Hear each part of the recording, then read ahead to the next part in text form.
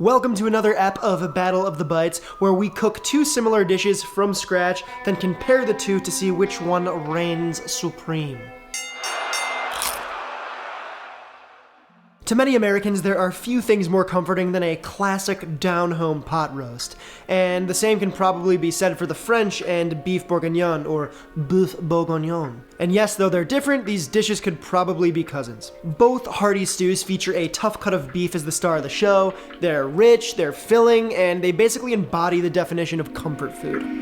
Let's start off with Boeuf Bourguignon, or in English, Beef Burgundy. This famous dish hails from, you guessed it, the Burgundy region of France, which is known for its wine and mustard along with many other things. The boeuf today is chuck roast, which comes from the shoulder of the animal. It's tough, flavorful, and packed full of intermuscular fat. In other words, it's perfect for this dish. Use a sharp knife to make short, shallow strokes as you follow the natural separations from the muscle. For a 4-pound roast, you should be able to get 4 or 5 nice pieces. I like to butterfly the pieces and roll them into little beef roulade things, because 1, I think it looks nice, 2, it allows us to season more surface area on the meat, and 3, it makes serving a lot easier when the stew is complete. Season the boeuf roses up liberally, then tie them up and set them aside. Alright, let's talk pork belly. Lardon, or lardon in a non-Chicago accent, is a French word for cured pork belly batons that are not smoked. These batons are usually about a 1/4 inch thick by 1 inch long, but you can make them a little girthier if you want. A little girth never hurt. Render the 2 cups of lardons in a large Dutch oven on medium heat until nice and crispy, then remove them from the pan and drain on paper towels. Bump the heat up to high and sear your beef in the rendered lard. Alright, remember, take your time with the sear, really spend a good 10 minutes or so making sure that your beef is dark and crusty. Why? Because brown food is tasty food. It's just a fact. Once the boeufy crust lords are finito, remove them from the pan, turn down the heat to medium, and set them aside.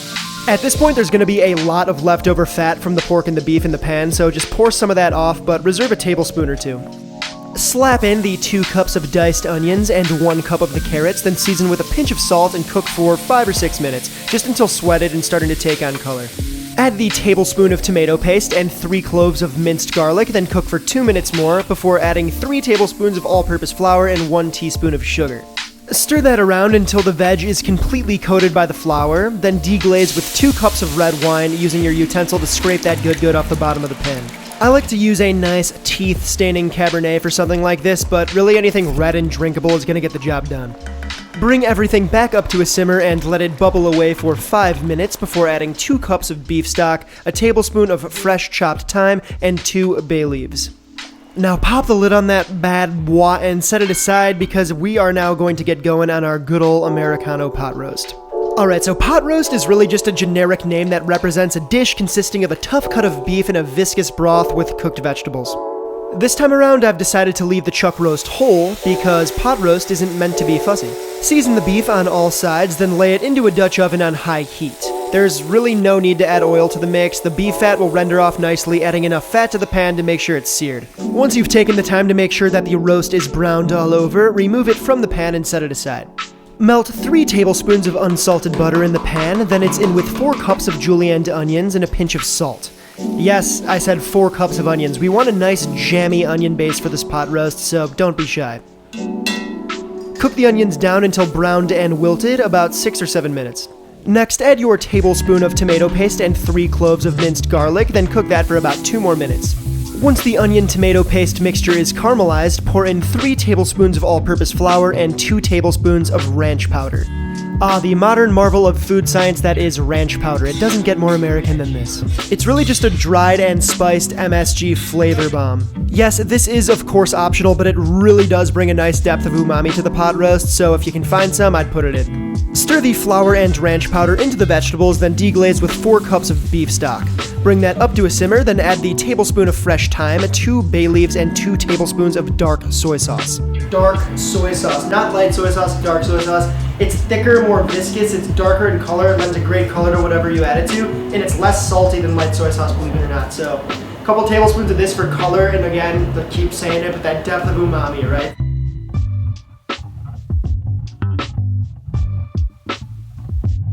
Once that's in, pop the lid on the whole shadiddly because she is ready to cook. Alright, so with both our boeufy beauties ready to go, all we gotta do now is braise them low and slow until tender. Over time, the collagen in the muscles will break down into gelatin, leaving us with a tender, succulent, and very special beef. Yes, very special. I'm going to pop both braises in a cold oven, then set the temperature to 200 Fahrenheit or 93 Celsius, then let it ride for 2 hours. After the 2 hours has passed, bump the heat up to 350 Fahrenheit or 176 Celsius and cook for another hour. At the end of hour 3, remove the pot roast from the oven and add in 8 to 10 small yellow potatoes and 4 peeled and sliced carrots. Close the lid up and cook for half an hour longer. After 3.5 hours, both braises should be finished. You can start to test for doneness by poking the meat with a fork. If it pierces through the boeuf easily, you finished. We're gonna let these braises rest in the fridge overnight, so let's time travel to the next day. That is my time travel sound. Alright, it's been roughly 24 hours, so take your beef out of the fridge and do your best to remove the orange beef tallow that has kind of risen to the top of each braise. Save it for later, don't waste it, it's really good to roast potatoes with. Maybe you've noticed, but I haven't added the celery to the pot roast yet, and that's because I like to wait until the end of the cooking process to do so. This keeps the celery fresh, crunchy, and vibrant, which is a really nice contrast to the dark, rich, braisy boeuf that you're about to shove in your boeuf bowl. Bring each braise up to heat on a gentle simmer with the lid on. I've decided to serve my Boeuf Bourguignon up over some mashed taters, and for the pot roast, there's really no need to add anything to it, right? Between the protein, the vegetables, and the starchy potatoes, pot roast really is an all-in-one deal. Okay, we've been cooking for 2 days now, so it's time for the moment of truth. Which dish, pot roast or Boeuf Bourguignon, will take this Battle of the Bites W? Let's start off with the pot roast. This is already nostalgic just looking at it.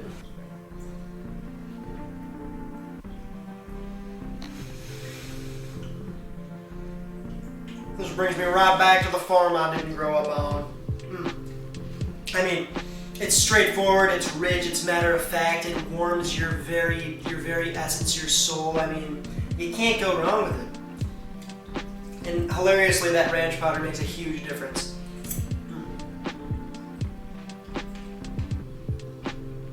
Yeah, that's good. Boeuf Bourguignon. This one I decided to put on a bed of mashed potatoes just because it was vegetables and beef, so I wanted to give it a little more substance, so. Oh, baby. Look at that. That boeuf roulade. It's what you wake up in the morning for, this type of thing. Ugh. All right, bottoms up.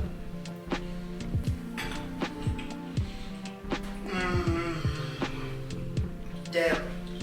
I mean, listen, side by side, these dishes they're similar, they're different things, they're similar, but there's just a certain like complexity that you just get from the wine and like a smoky richness from the pork addition, the pork belly, in this case smoked pork belly addition to the beef itself, that you just don't really get in the pot roast. It's tough. I mean, these little caramelized onions and the mushrooms, I mean, man. Just to make sure. Alright, this is a tough one, and I feel like an anti-patriot by saying it, but I'm going to have to go with the Boeuf Bourguignon with the winner here. It's just, you can't ignore it, you know? Everything I said is true, it's rich, it's winey, and it makes you a happy boy and or girl. Damn, son. Where I'm from, winter hits quite hard, and there's really nothing I'd rather warm up to than a nice, beautiful, deep bowl of boeuf. But whether it's warm or cold where you're from, I hope you dug the video, and if you did and you're new here, please consider subscribing to the channel because there's going to be a lot more episodes of Battle of the Bites and other fun shows that I'm putting together for all you guys, so stoked on that, stay tuned.